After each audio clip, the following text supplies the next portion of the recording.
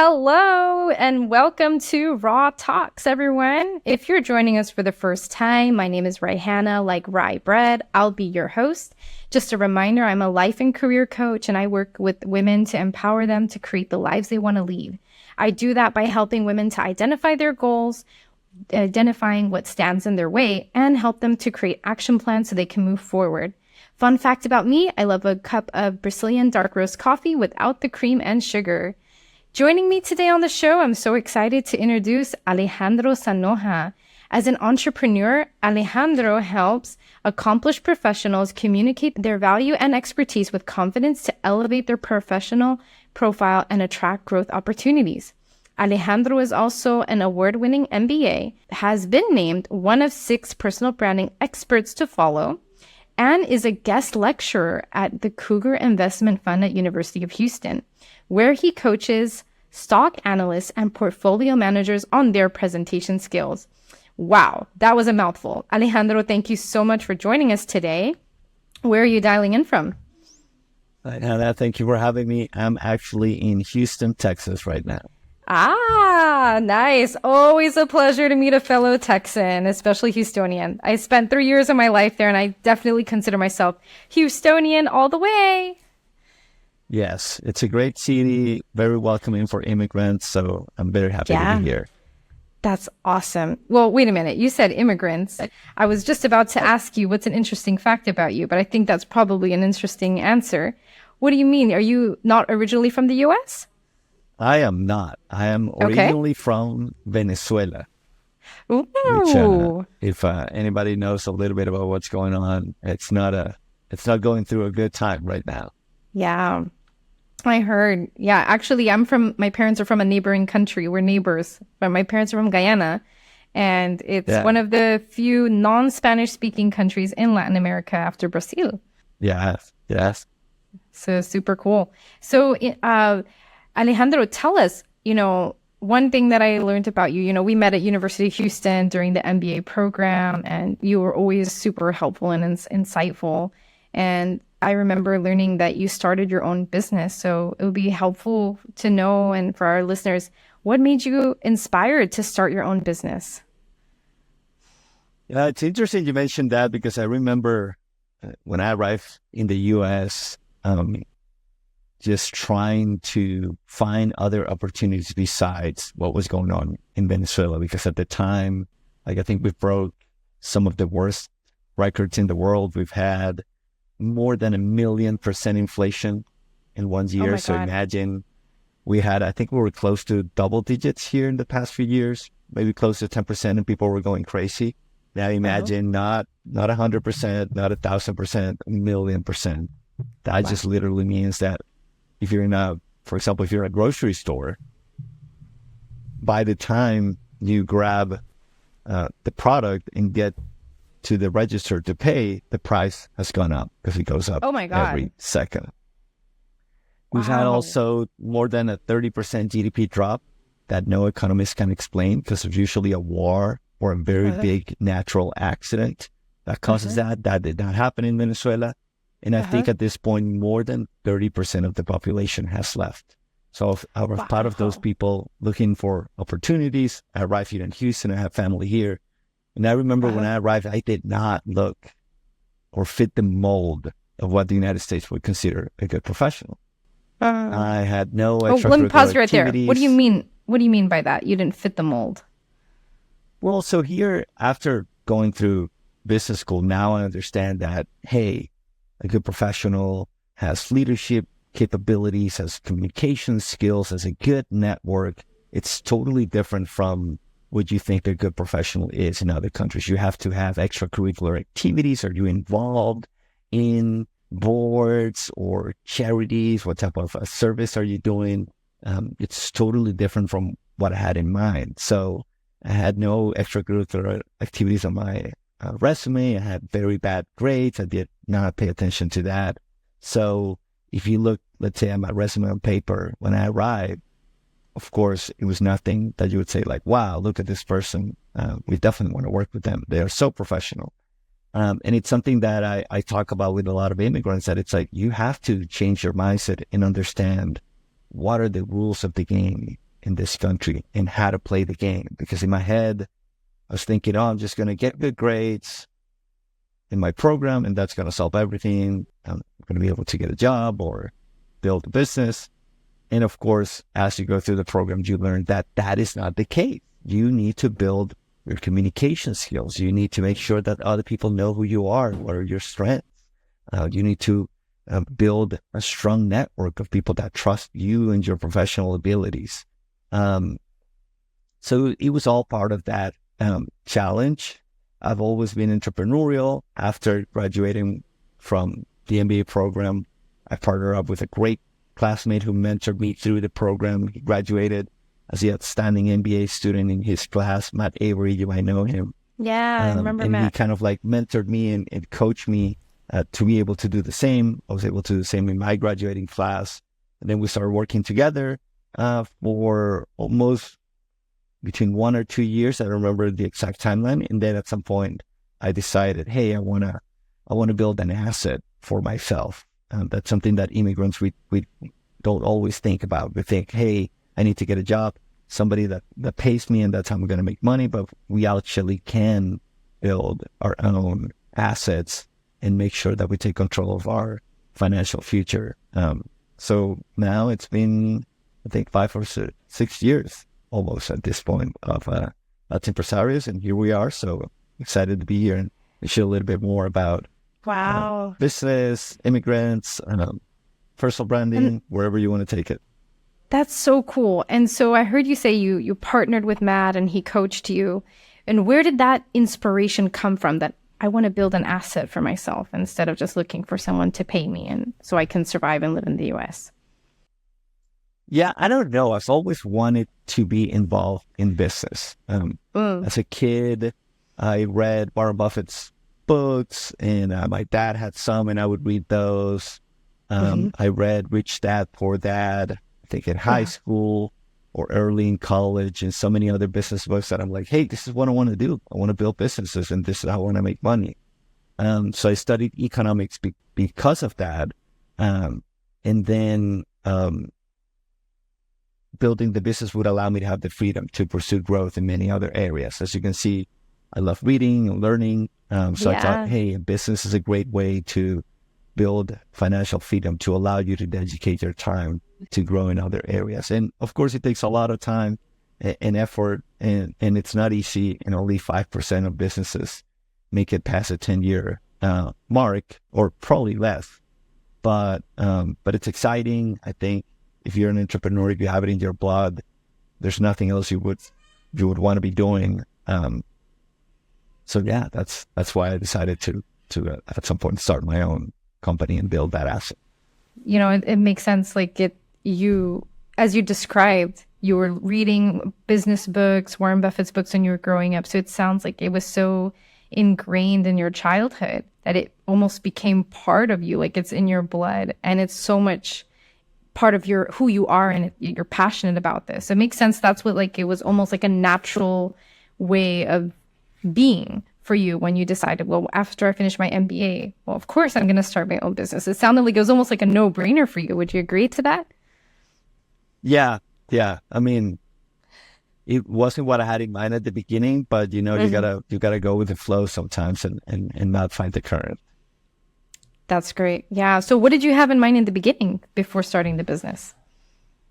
Well, in my head, I was going to work in finance. And that's why I did my MBA in finance and the Cougar Fund. And that went really well. I won a bunch of finance scholarships, and I was thinking about doing the CFA. But then life happens. You know, the opportunity to work with Matt was a great opportunity. I wouldn't do it any differently if I could go back. So that's what I mean about kind of going with the flow, that sometimes you have a goal, or you have a path that you think it's the one for you. And you're knocking on doors, and the doors are not opening, and suddenly another one opens easily on this side.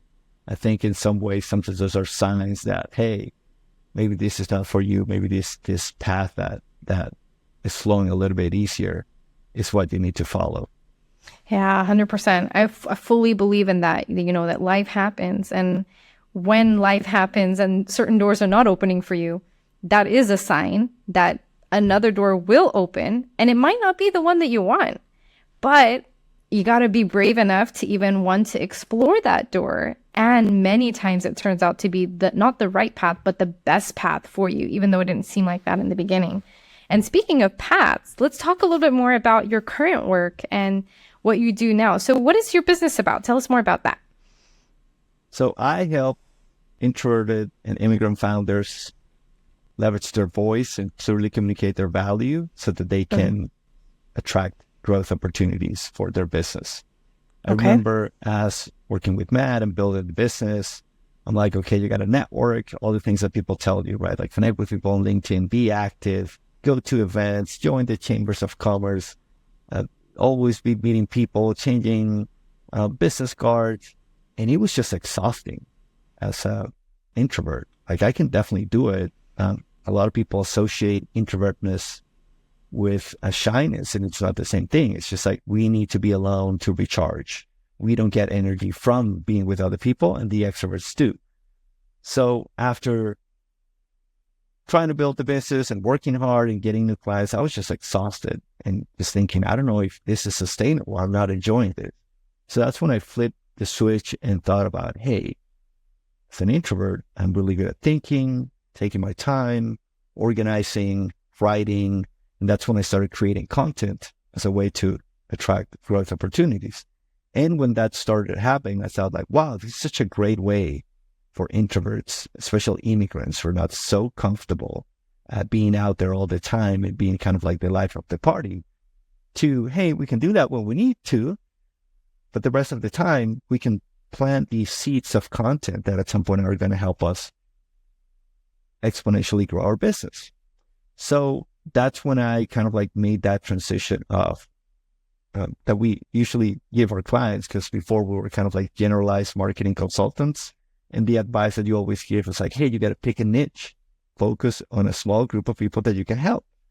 And we were giving that advice where we were not giving that advice to ourselves. So that's when I decided, hey, out of all the components in marketing, what are the ones that I enjoy the most? What are the ones in which my strengths would help me stand out? And that's what I decided to like, hey, I'm going to focus on personal branding, and I'm going to help introverts and immigrants, because that's the path I've gone through, so that they don't need to worry about go through that kind of like feast and famine cycle of, oh, I get a few clients, referrals to my friends, then those engagements end and I don't know what to do.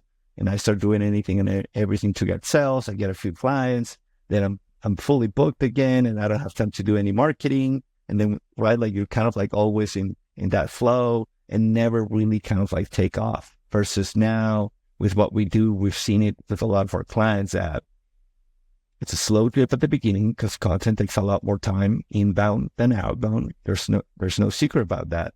But when that drip starts, it's like magic because you don't have to do anything. The content is working for you 24/7. The videos or the written content that you have out there is doing the work for you. For example, this podcast is going to be out there doing the work for both of us once it's out, sharing a little bit about us, about what we do, our personality, to see if people can connect with us. So that's kind of like the idea behind it. I've been through it. I know it's difficult. I've seen light at the end of the tunnel, and now I want to help other people who are in the tunnel, in the darkness, letting them know, like, no, there's a path. You can do it. So talk to us a little bit more about the difficulties that you've experienced starting off, and how did you overcome them? Well, I think it's something that happens with certain cultures for sure. I think we have it in South America for sure. I know some Asian cultures are the same way. And we were talking about that before hitting record. Also, women kind of like face some of those challenges, right? That here in the US, it's an extrovert's world. You gotta be loud. You gotta be advocating for yourself. And you have to kind of like be on 24/7. It's almost a culture of overconfidence. If you think about kind of like what's going on in social media, what's going on maybe in politics, right? Like people who are not experts sharing advice like they're experts, in many things like that. So it's hard when you come as an immigrant from a culture where you respect your elders and you don't talk back and you stay silent. Versus here, it's kind of like the opposite. Same happens with women. There's a lot of research, for example, that shows that women, when they run for office, for example, they only do it if the data shows and they're confident that they can actually win. Because if not, for them, it's a waste of time and a waste of resources, and don't want to do that. Women, most of the time, only apply for a job if they feel fully qualified. Most of the time, they're overqualified. If you look at men, if you look at men on the other side, men are overconfident. Yeah. They see like, oh, you have a 2% chance of winning, and they run. It's like, no, we'll turn it around and we'll figure it out, right? And things like that. Or they see a job, maybe they're not qualified and they still apply. So because of that disconnect that immigrants, introverts, women, a lot of the people who kind of like respect hierarchies, respect our elders, we think before we speak, right? Like a lot of Asian cultures, for example, they're very silent, they think a lot, and they speak a little. In the US, it's kind of like the opposite. You speak first and you think later. So going through those challenges, I did everything to kind of like counteract that. So I joined Toastmasters, I joined improv comedy classes. I volunteered for as many speaking opportunities as possible. Started doing videos and just really training those extrovert muscles so that when you need them, because you're definitely going to need them if you want to build a career here in the US, you have them and you can leverage them in the right way. And so as an introvert, how did that affect you in starting your business? Because you talked a lot about the skills that you needed to build, like build these extrovert muscles to really put yourself out there, be heard, and how that was literally like almost changing a piece of who you are when you grew up. But how did that really like maybe inhibit you from achieving like high success at the start of your business? I mean, I think more than having high success at the beginning of the business would be understanding how to play the long game. Because I think as an introvert, you could do it. You could toughen it out and do cold calls or outreach on LinkedIn, and you can definitely have a lot more traction at the beginning. And we definitely did so at the beginning. I remember Matt and I would meet with alumni and anyone and everyone who wanted anything related to marketing. We would meet with them. So we can definitely do that. But it's more about managing the energy.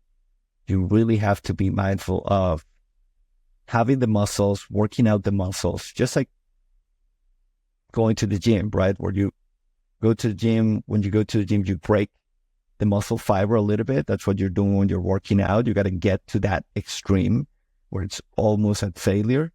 The muscle fibers break a little bit. And then when you rest, it's actually when they grow because they repair a little bit better. And that's how they start growing. So it's kind of like the same as an introvert. You have to, if you don't get out of your comfort zone and you don't do it at a sufficient intensity, you're not really going to build that muscle. So you have to do it. It's going to get tiring at the beginning, but then you get stronger, and you can leverage it. So I would say, going back to a question of like, okay, how did that stop me from kind of like having a strong start at the beginning, is that there are better ways of doing the outreach that I was doing, that I've learned that now that it's a lot more mindful than just the mindset of like, hey, I got to get out and got to get some sales. Just like thinking long-term instead of thinking, because if you needed sales tomorrow, let's say, and you have nothing planted, no seeds planted, you haven't been meeting or active in your network or publishing content, that's a little bit unreal unless you're like a killer salesperson and have an amazing list of potential prospects. It would be a little bit unreasonable to think like, hey, tomorrow I'm going to get one new client, especially in what we do, which is not like a tangible product. So I would say, in many ways, it's kind of like, it's just, it takes time. You got to plant those seeds, and once there are enough of those, the business should kind of like, through your active efforts and the organic growth of the content, then at some point it's kind of like it builds momentum and you can rest a little bit. That makes so much sense. And when you were talking about the muscle building and breaking, like the breaking and tearing of muscles, the first thing that came into mind, and you said it before I could say something, was comfort zone. It's so applicable to what we consider as our comfort zone. Like when you go to the gym, you're breaking the muscles, you're rebuilding them. And once you rebuilt them, you got to break them again to continue to build strength. And so I thought about this earlier this week. Like when you say, oh, I need to step outside of my comfort zone. Well, first it's a small circle. And as you step outside of that comfort zone and you break that, you then build a new comfort zone, which is a larger circle. And so then you have to keep working on it, because each time you take a step out, the circle breaks, but then it rebuilds and becomes bigger. So you have, it's not like like I'm going to do it once and it's done. It's not a one and done thing. You have to continuously step outside of your comfort zone, much like the example you gave with, you go to the gym and you keep going to the gym, continue to build your strength. So you have to continue to build those muscles as an introvert by always encouraging yourself to step outside the comfort zone, because it doesn't end. It's just expanding each time you step out and rebuild it. Would you agree? Yeah, it definitely gets easier once you've built the capacity. Mm-hmm. Say you have a certain, let's say, for example, speaking engagements or being in front of people. In the past, I would have to do a lot of preparation, and I'd not feel as ready. Now it's a little bit different. I've been doing it for so long that I kind of like know, oh, let me just like rehearse the very beginning so I have a strong opening. And if I know the topic, I don't really need to think about it. I've done so many presentations that I have so many stories that I can pull from and things like that. So I think that I totally agree that you got to keep expanding. And at some point, you can kind of like, it's okay if you're in maintenance mode in one area of your life and you're focusing on another one, but you definitely need to always be pushing the boundaries because of the principle of entropy and so many other kind of like the reverse to the mean phenomenon. Like if you don't keep putting in the work, that kind of that circle that you have expanded, if you don't do the work, then it's kind of like it's going to go back to its natural state. True. So you gotta keep pushing all the time.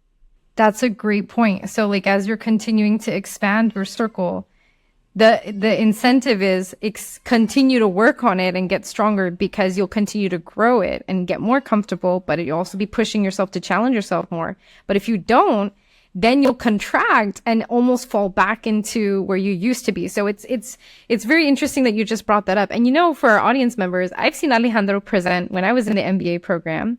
And I'll be honest, I would not have thought that Alejandro was an introvert. He was so confident and calm and collective when he delivered his presentation and when he introduced this book that he recommended that we read. And now that he's even talking about it now and I would see his content on social media, it's like, introvert. Wow. I never would have associated those two things, Alejandro and introvert, together.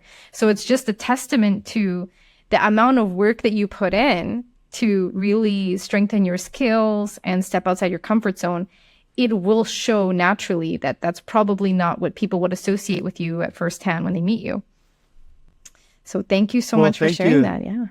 Yeah. Thank you for the kind words. And I would say it's kind of like you have to have the mindset, because I see this happening a lot with, say, let's put a lot of people in that situation, right? Like let's say you're an immigrant, you come to the US, and I see a lot of people hanging out only with people who look and talk like them. Yeah, totally. And then you don't go out of the comfort zone. I remember when I arrived in Houston, there's a big Venezuelan community here in Houston, right? Like they call it Carizuela. And it would have been so easy to, hey, I'm going to network with Venezuelans. We're going to play domino, and we're going to have arepas, and it's all like it's going to be the same jokes, and it's going to be so awesome, right? Like it's going to be like I never left. And I said, no, I'm here in this country because I want to expand. I want to grow. This is an opportunity. So I purposefully did not hang out with people who, or tried as much as possible, who spoke Spanish or who were my same culture.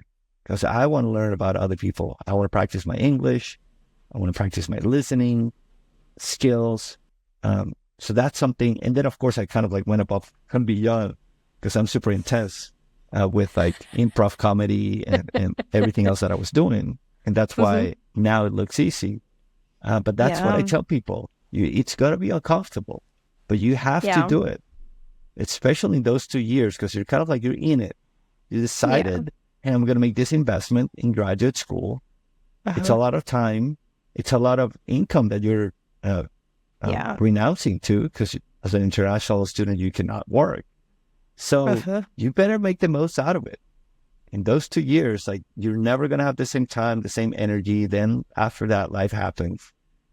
So it's really, and other people are doing it. So you get the momentum of like, you can go with other classmates who are all in and they also want to go to networking events. So I think that's a big opportunity that a lot of people miss. Go and face the hardest thing you have to face, and then everything else looks easier. So to your point about speaking, when I do improv comedy, you go up there, you have to be funny, and you have to make it up all on the spot. You have no idea what's going to happen, right? So that is so scary that when I do a network, like I do a workshop or a networking event or a presentation, I know the topic. Like, this is so easy compared to improv. I don't need to make anybody laugh. And I know myself, I know my topic, I know my stories. So this is way easier compared to that. So that's what I tell people. Go and do the hard thing right as you arrive in this country, because then everything else is going to feel like a downhill. Wow, that's such powerful wisdom. Thank you so much for sharing that. And when you were talking about like making the most of your time in the graduate program, and I think that's even applicable to anyone at any point in their life and their career, like just make the most of that situation, that career you're in, even if it's not exactly what you want, but find ways to make it work for you and learn and grow and continue to find ways to challenge yourself. And I didn't hear you talk about this earlier, so I wanted to allude to it, that, you know, one of the ways that you can make the most of your time, whether it's in grad school or your job or, you know, you're a stay-at-home parent, is building your personal brand. And you are one of the experts to follow when it comes to personal branding. So tell us more about that. And what do you do for personal branding? Absolutely. One of the things that I usually talk about when I'm doing a workshop or when I'm doing a presentation about personal branding is kind of like dispelling the myths around personal branding, because nowadays it's a buzzword and people equate it to different things depending on their life experience. So a lot of people might think personal branding is being famous. Personal branding is always talking about yourself. Personal branding is about being boastful about your accomplishments. And there's some of that. There's some promotion and there's some communication components there in personal branding, but it's really about being memorable. The very first time that the word was used, it was about leaving a mark with a hot iron on wood, and then it was used on cattle to mark the cattle so that we could differentiate if it's yours or if it's mine. So it's really about leaving a strong impression. You want to be memorable. That's it. That's the essence of personal branding. Then what do you want people to remember about you, and how do you do that? That's kind of like, that's the work, and that's where the strategic thinking comes in. But it's really about being memorable. And I talked about this. I've done it at school, at 7 different workshops, because a lot of people hear, oh, it's not about what you know, it's about who you know. And that's a very known phrase, and networking, it's very important. But I tell introverts, immigrants, even women, it's not about who you know, it's about who knows you. Ooh, you that's have powerful. to be super mindful that anyone you meet, it's a gateway too many opportunities. Maybe opportunities for you to help them, maybe opportunity for them to help you, or their significant other to help you, or you to help their significant other. So if you leave a strong impression of who you really are, people are going to come back to you and they're going to think of you in the right situation, right? If in every interaction you have, you are fully yourself and you're showing who you are and the value you bring as a person, then when that value is needed, people are going to recall that. And I always share this story to illustrate that, which is, I remember when I was in business school, I was so focused on the work. I was not a good student in high school, not a good student in undergrad, way below average GPA. So it's like, I cannot fail here. In grad school, it's like, I have to make it. I have to have the best grades, the best network, the best everything, because I know we're competing with the natives that have advantages over us. Because like some employers don't want to take the risk of hiring an international student because it requires sponsorship. It's no secret.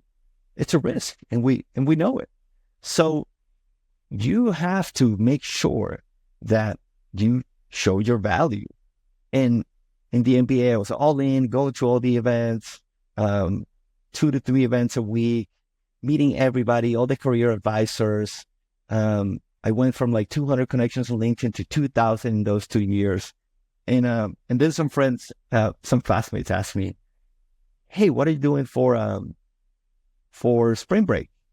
And I'm like, "Spring break? What's spring break?" It's like, "No, we have vacations in between the semesters." I'm like, "Vacation? When is that?" It's like, "Oh, it's like this week." And I look at my calendar. It's like, "No, I have like 2 events that I'm going, like this Chamber of Commerce thing." Like I had like a full-blown calendar of planned stuff. So some of them went and had a ton of fun, I imagine, and I went to my events. So fast forward to the future, we all graduate. I had great classmates, made great friends in the program.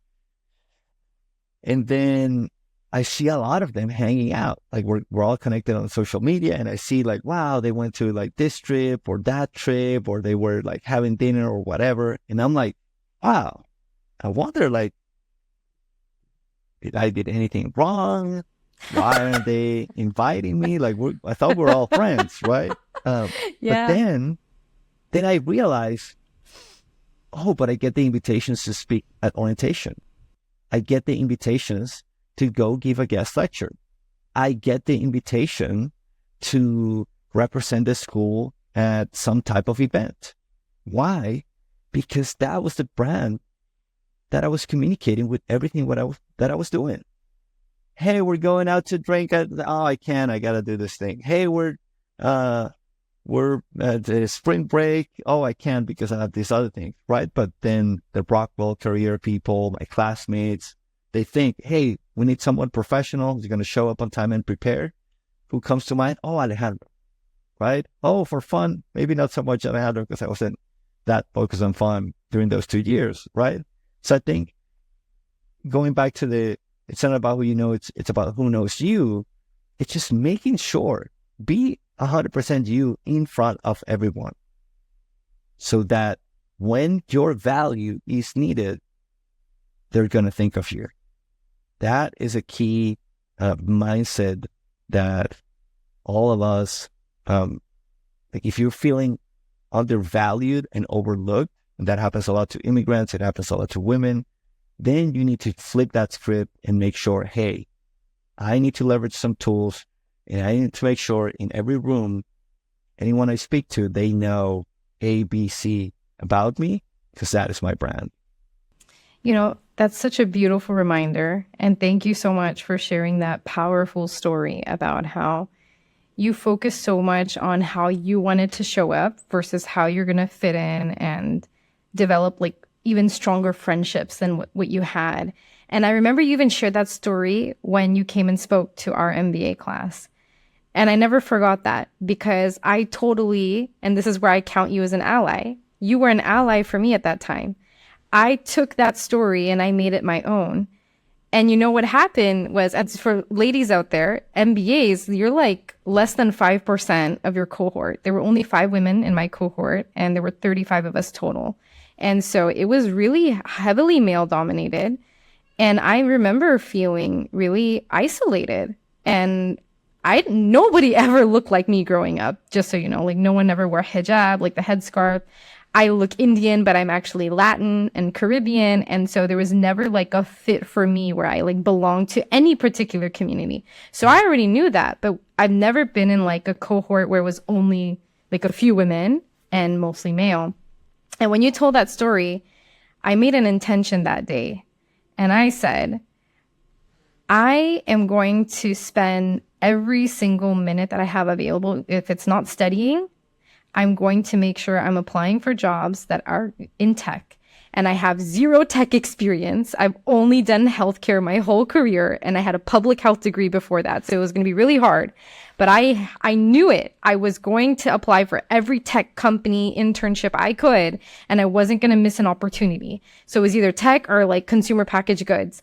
And I did it. And I sacrificed hanging out for lunch with my classmates. I sacrificed going to social events after classes. I sacrificed studying with them when they would study in groups because I didn't feel it was as beneficial for me, and I would be spending time away from my family. So I had to make a choice. Do I want to study at home and be with my family, or because I had my husband at the time, or do I want to go and study with my classmates? And I chose the latter. Like, I'm going to go home early and I'm going to be with my family and study and make sure I prioritize my values that way. So I think another thing in terms of knowing what your brand is, it's also about being in check with what's important to you. Like, it's really easy to get caught up in the social environment and wanting to be accepted and part of something and having people invite you, as you mentioned. But you have to really ask yourself, is that really important to me? Like, is that where my values are aligned? And on top of that, you know, what happened in the end was I actually did get a tech internship and I got a full-time offer at HP, which I never thought was possible. And that's why I do this work now for career coaching and life coaching for women, because whatever you feel is impossible is actually possible as long as you believe you are possible. And so I was just like you. Nobody invited me to anything. Like spring break, even after we graduated, I practically don't even have any relationships with my classmates. And I felt the same thing. Like, what happened? Why is it that I'm not considered as part of this group, even though we were all like together for such a long time in this 2-year span? And so it's a very, I think, common feeling that you shared that like, oh, it's not being invited is not really a bad thing. It's a choice that you made early on, but it's a choice that was important to you. So why do you care about it now is what I think you have to ask yourself. And you attested to that. Like, I made these choices so that I have these opportunities now. You're invited back to speak. You're invited to represent the university. And now you're even so much more involved because you're even part of the advisory committee for the Cougar Investment Fund, which is phenomenal. And that's like a true testament to what you do in your work of personal branding, because you positioned yourself that way. Yeah, that's interesting to hear from your perspective as well. I thought it was one of the few that went like solely all in, but it's true. I would say it's not that we don't have strong relationships with our classmates. I would say it's just like a different type of like relationship, right? Like we have professional relationships with our network, maybe not so many. Like I have 2 or 3 really, really good friends that I still stay in touch with, and we hang out every once in a while and stay in touch. But then the rest is just like strong professional relationships, which is kind of like one of the goals that any immigrant that's coming to the U.S., it's like, of course, we want to have friends and we want to have our tribe, and that's important for a human being and for mental health and many other things. Like, don't get me wrong, but I think it's obvious that if we are leaving our country, sometimes leaving our family behind, you're coming here to do a graduate program, it's clear that your priority right now, it's your career. You're showing it with all those decisions. So why not keep doing that. Like you've already taken all those steps. You're here.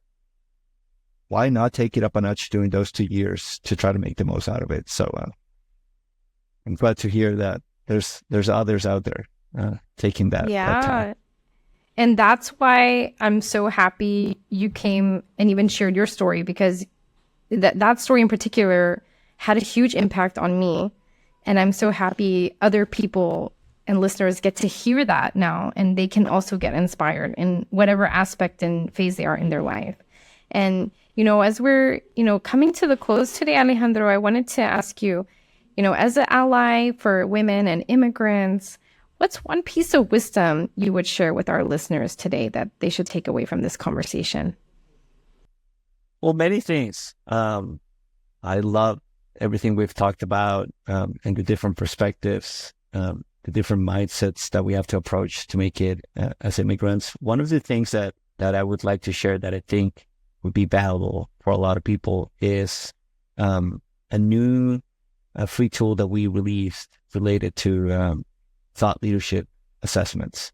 Because what happens is that sometimes we are, let's say on LinkedIn, we're on social media, we have some people that we follow, that we respect. It could be Brené Brown, it could be, I don't know, Elon Musk for some people, it could be Tim Ferriss or writer, Ryan Holiday. So you see people on social media, oh, they're so accomplished. That's why people are following them. Oh, look at how they do this thing. And you think, well, maybe I can't do this because I have to do it in a certain way, or to be a thought leader, I have to be a PhD and I have to have so many degrees and accolades. And the truth is that there are many different ways to be a thought leader. So this assessment, you kind of like helps you, okay, how do you like to share knowledge? Are you super formal and you use business-like language? Are you casual? Do you stay in your lane and only talk about what you're expert on? Do you share a little bit more and share some personal stories? So that assessment is really going to help people. Okay, let me really understand myself. How do I want to do this? Because if you have something you want to share, if you have that fire inside you, you know it. It's like you're just like bumping against a wall. Maybe you have some insecurities. Maybe you have some doubts that we all do sometimes. So this assessment is really going to help you understand, oh, let's look at the types. There are 6 different types. There are examples of actual people in each of those types. And then we explain the variables of what it means to be each of the types. So you better understand like, oh, okay, like if I'm a pragmatic practitioner, it means I don't need to be the top number 1 expert in the world in this thing. Like I am not the top number 1 expert in the world on personal branding. And that does not stop me from helping other people build their personal brand. I am not the number 1 voice on inbound marketing or writing online. I am not. There's others that I follow, but I can, as a pragmatic practitioner, share some of the tactical things that have worked for me and they're going to work for other people. And I keep it to sharing about that because I am not a super charismatic person that likes to share about what's going on in my life and what's going on with my daughter, what's going on in many other things. And some people do, and that's fine. So I think that assessment is a really good starting point for people who are like feeling frustrated. They know they have a lot of value to share. They want to be a voice that helps other people in a similar journey that they've gone through, but they don't know where to start. That assessment is going to give you a good idea of like, here are some examples, here are my strengths, this is my lane, and how do I build a personal brand as a thought leader in my niche. Wow. Thank you so much for talking about that and sharing the resource. Listeners, I'll be including that in the show notes so you can access that wonderful free resource from Alejandro's website. And, that was a beautiful reminder that you don't need to have a lot of value to share. You just have to have that desire and value that you want to share and just get started. And as you mentioned, you don't have to be number 1 in your field either. Like even if you know like 2% out of what the whole topic is, that's still something that's worth sharing because you've experienced it, you've learned something about it. And when you teach it, you even learn even more. And a great way of, as you mentioned, being a thought leader is like teaching it to somebody else. And so it helps you to internalize it more and learn more about, well, what is an area that I need to know more about? And how can I become stronger in this? And that's such a great resource. So thank you so much for sharing that with our listeners today. And thank you so much for joining us today on the show. It was a pleasure to have the conversation with you and talk with you once again. I'm just so grateful that we met and looking forward to staying in touch as well. Well, this was awesome, Raihana. Thank you very much for having me. As you know, I'm all in about power and supporting our community and growing together. So happy to be here. Please keep me in mind anytime. If the audience has any questions, they can, I imagine, send it to you, or if they want to reach out on LinkedIn. So definitely let's keep the conversation going. For anyone who's listening and they want to join, we can definitely do so automatically. And speaking of which, if our audience members would like to get in touch with you or follow you on social media, what are the best platforms that they should do that? I would say LinkedIn. LinkedIn. Okay. You can find me, Alejandro Sanoja, and also our website, Latinpresarios.com. It has a ton of valuable content. I would say those two are the best places. Okay. And I'll be sure to include those on the show notes if you're comfortable with that, so our audience members can access that, including the thought leadership assessment that Alejandro mentioned. Thank you again so much. Thank you, listeners. And that's a wrap for today. See you next time.